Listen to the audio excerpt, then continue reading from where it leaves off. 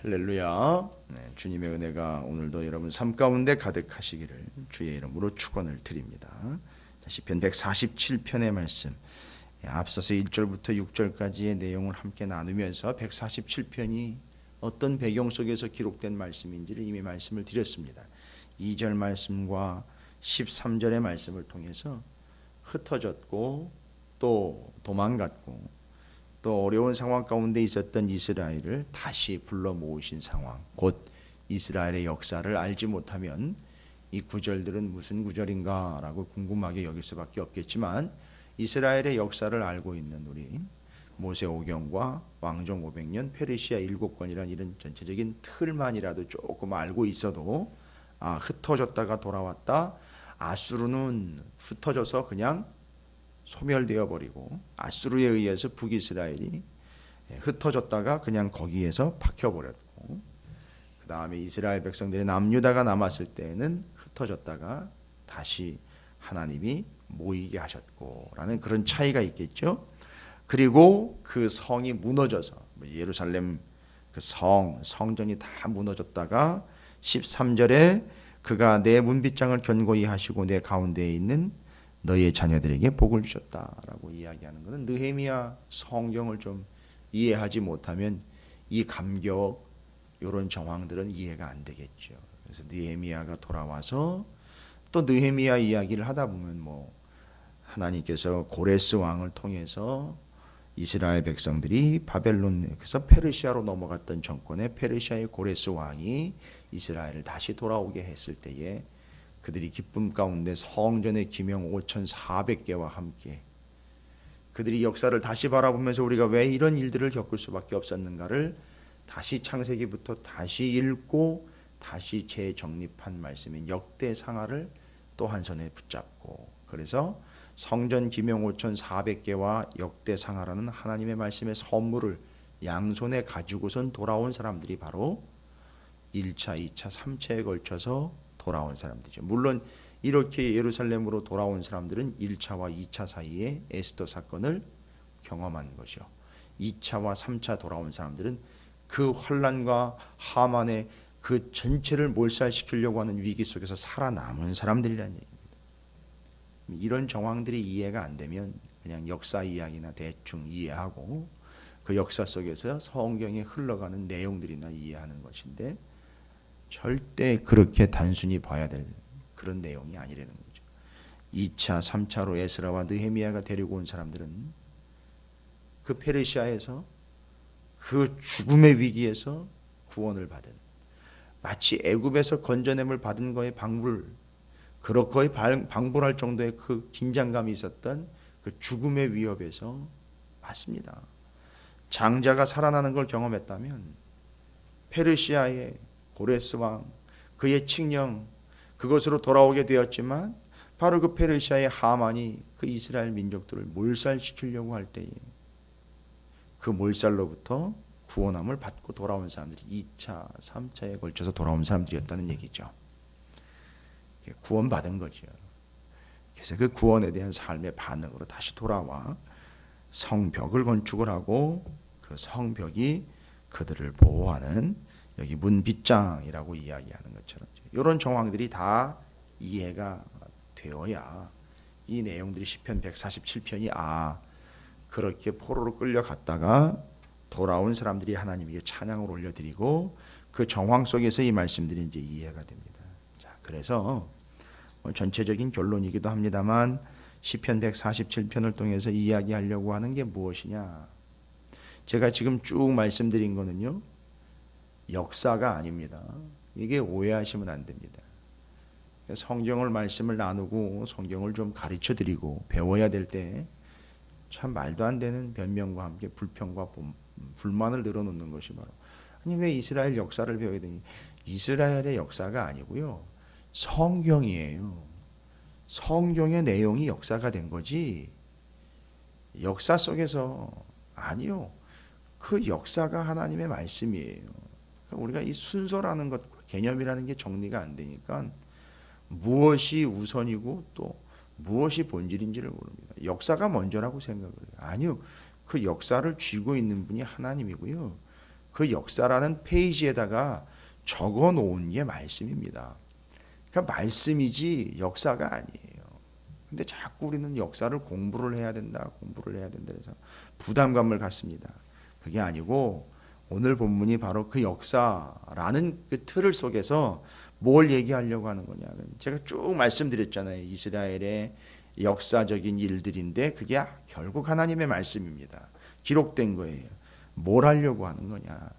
여러분, 오늘 본문 147편 11절에 보면은요, 하나님이 하시려고 하는 유일한 아주 명확한 한마디를 정리하고 있습니다.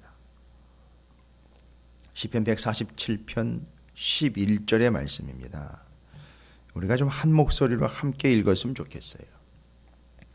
하나님이 당신의 마음을 직접 표현을 해낸 구절이거든요. 147편 11절입니다. 시작. 여호와는 자기를 경외하는 자들과 그의 인자하심을 바라는 자들을 기뻐하시는도다. 여러분, 기뻐한다라는 얘기를 들으면 제일 먼저 떠올리는 그 첫 번째 순간이 있죠. 하나님이 기뻐한다, 좋아한다. 창세기에 그렇습니다. 이거 보시고 너무 기쁘고 좋으셨던 그 마음. 근데 그 마음이 어디에서 재현이 되느냐? 재현이라는 표현이 좀 그렇지만, 하나님이 그런 기쁨을 어디에서 하나님이 누리시느냐? 우리가 누리는 거 말고요. 하나님이 누리시는 겁니다. 언제 하나님이 그런 기쁨을 누리시느냐? 11절입니다. 자기를 경외하는 자들과 그의 인자하심을 바라는 자들을 볼 때 기뻐하신다는 거예요. 그럼 여러분, 이 감정을, 이 감동을요, 연결을 해보세요. 창조하시고 보시기에 좋았더라라는 그 감정과 격하신 하나님의 그 뜨거움이 무엇을 보고 또 그런 동일한 감동을 느끼시느냐? 하나님을 경외하며 그 인자하심을 바라는 자들을 볼 때 마치 창조해놓고 기뻐하셨던 것처럼 그렇게 기뻐하신다는 겁니다.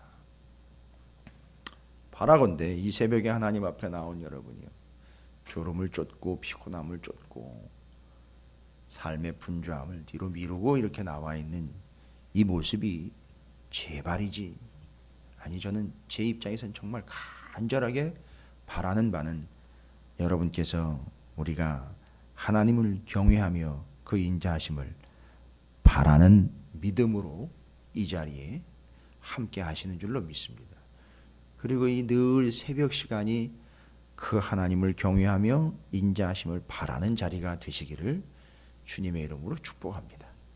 아울러 여러분의 삶의 자리가 또 그런 자리가 되시기를 주님의 이름으로 축복합니다.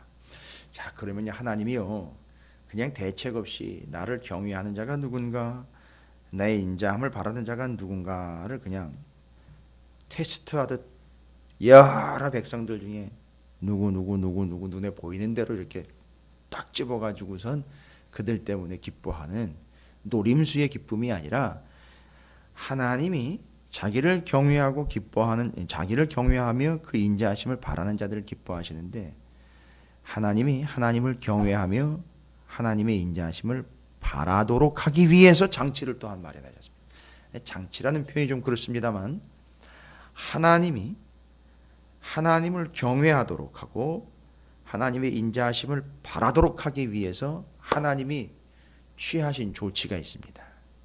그게 바로 뭐냐면, 그 뒤로 보면 반복되는 내용이 하나가 있는데, 그게 뭐냐면 15절에 그의 명령을 땅에 보내시니, 18절에 그의 말씀을 보내사, 19절에 그가 그의 말씀을 야곱에게 이번에는요 보이시며,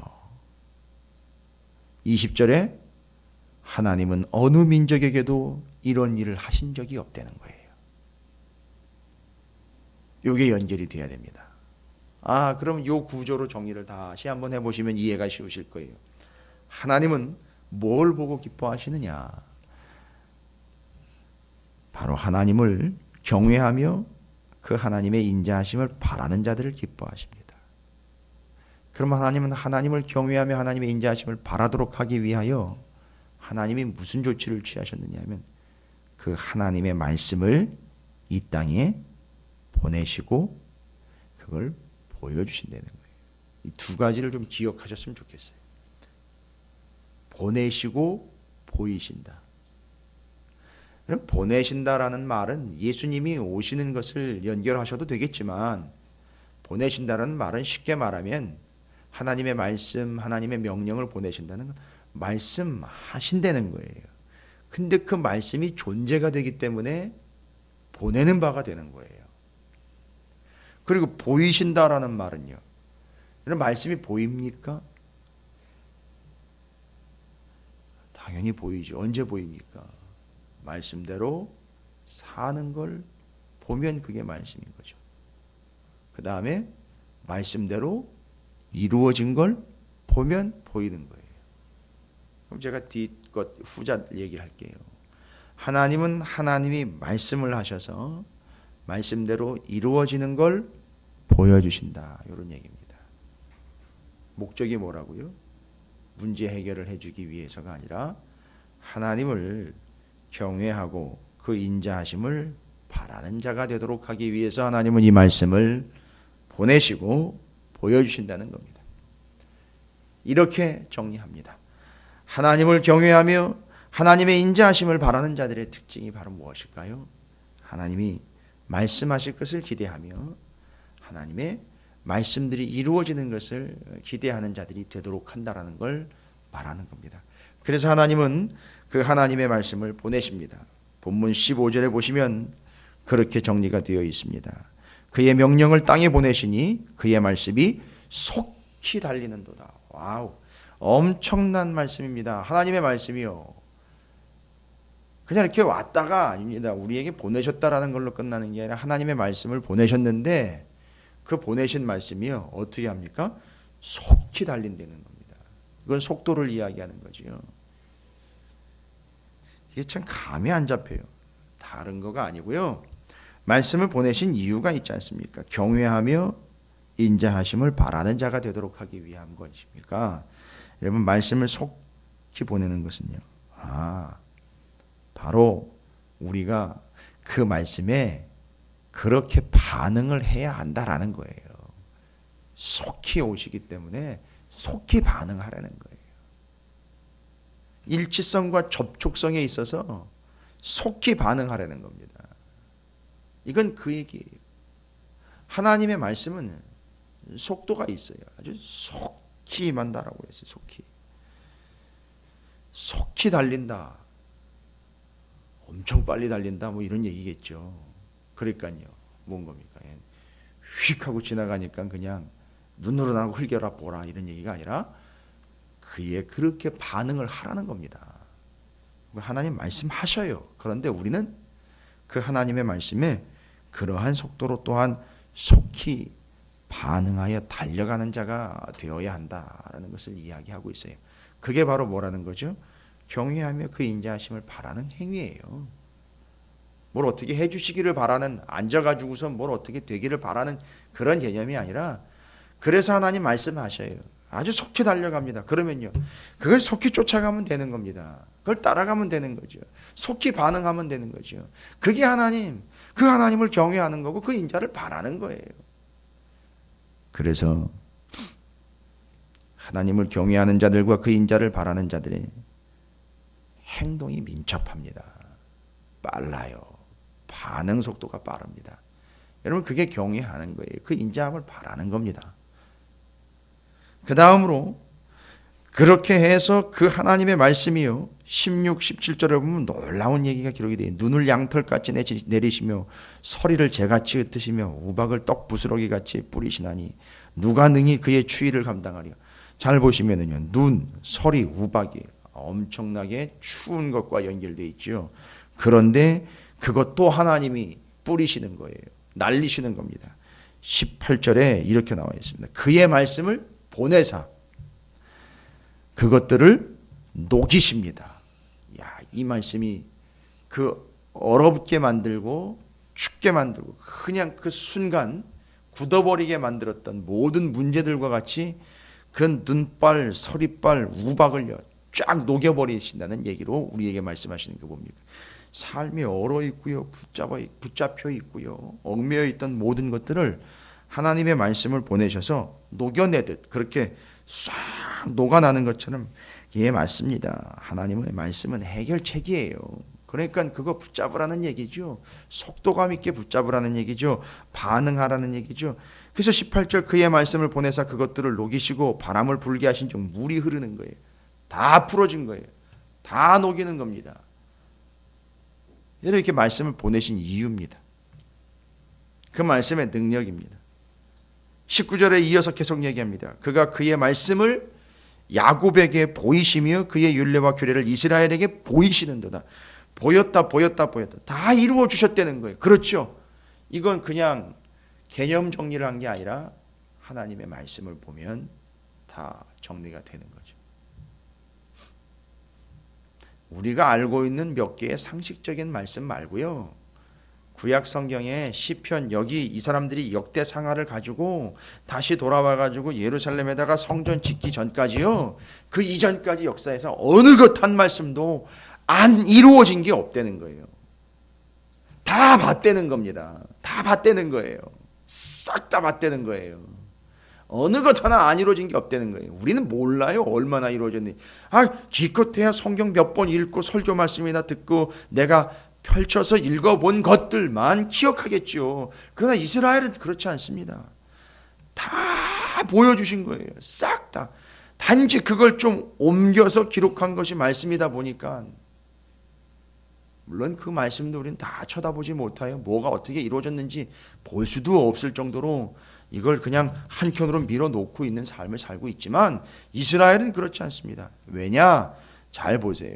이스라엘, 야곱 그냥 하나님의 백성이라고 하지 않고 콕 찍어가지고선 야곱, 이스라엘하고 아예 야곱, 야곱의 다른 이름이 이스라엘이에요. 뭡니까? 아무나 보는 게 아니에요. 야곱 선택한 자를 지금 하나님이 얘기하시는 거예요. 선택한 자에게 하나님의 말씀을 주신 겁니다. 어떻게? 보여주신 거예요. 놀라운 거죠. 야곱과 이스라엘이라고 곧 선택된 자들에게 말씀하신 거예요. 그래서 말씀을 받았다라는 것 자체가 복이에요. 말씀을 공부하고 있다는 것 자체가 복입니다. 말씀을 좀 더 깊이 있게 알아가고 있다는 게 그것 자체가 복인 거예요. 교만하여 그걸 조금 알고 있다고 아는 티나 좀 내고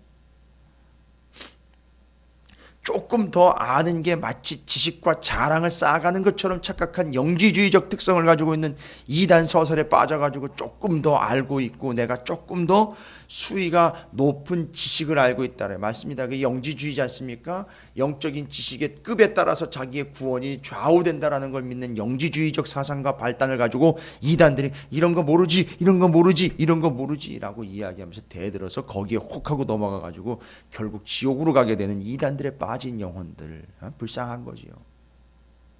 여러분 그게 선택된 건가요? 아니요. 그건 유기된 겁니다. 버려진 거예요. 하나님의 말씀은 그렇게 주질 않았어요. 선택된 자들에게 하나님은요 한 구절만 주신 게 아니라 전체를 다 주신 거예요.